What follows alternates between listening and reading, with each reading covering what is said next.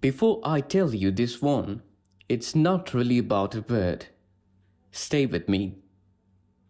In a forest preserve outside a town called Marsden, there was a peacock named Ossie who had had, his whole life, one tail feather that grew wrong. Not broken, just curled. A tight asymmetrical spiral, while every other feather on his train fanned out clean and straight. The younger peacocks called him Crooked Plume. Sometimes, when they knew he could hear, Ozzy never said much about it. One autumn morning, molting season, that exact feather came loose in the dust.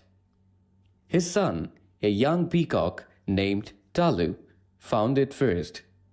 Take it, Ozzy said. Go to 3 places today. Show it if anyone asks. Don't tell them what it's worth. Let them tell you. Just listen. Talu didn't understand, but he went.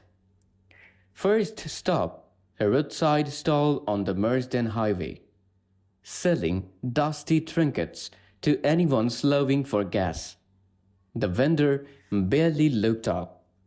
Crooked thing, lowest shelf price, pocket change. Talu took it, more confused than insulted. Second stop, a costume workshop, where a designer named Priya was buried in half-finished festival outfits. She glanced at the feather, turned it once. I need filler for the headdress trim. This will do. Next to 40 others. A little more than the stall. Talu noticed the jump, but not yet the baton. Third stop took longest to find. A narrow atelier where a textile artist named Els worked alone among half-finished tapestries.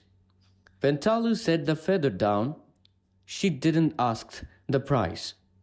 She went still, turned it slowly under the window light, thumb following the spiral. Do you know what this is? She said, not really a question. I've been hunting for exactly this asymmetry for 8 months. Everything straight, everything fanned. It's been done.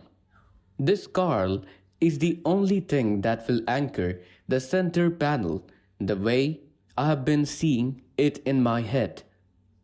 She named a price that made the other two sound like jokes. Talu ran the whole way home, not for the money, but because he finally understood what his father had been quietly asking him to watch. Father, he said, the vendor saw junk. Priya saw filler, but Els saw the one thing none of them noticed. The Carl wasn't the problem. It was the only reason she wanted it. Ozzy said nothing for a moment. He reached out and touched his own feather. Maybe really looking at it. For the first time, instead of just feeling it being looked at. Here's what I keep coming back to every time I tell this story. I spent a long stretch of my life believing the version of me that got noticed first by the wrong people in the wrong rooms was just the truth of who I was. I've lived through something close to what Ozzy carried for years, letting other people's quick glance decide my worth, long before I asked the question myself. It took meeting the right Els to understand the part of me I've been quietly apologizing for was never the flaw. It was just waiting for the right eyes. If there is one thing I would want you to sit with today, it would not whatever the fastest, laziest glance decides about you. Some rooms will price you like a stall.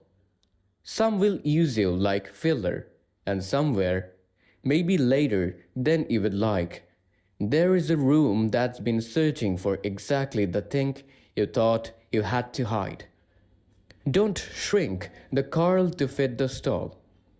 Find the room that was built for it.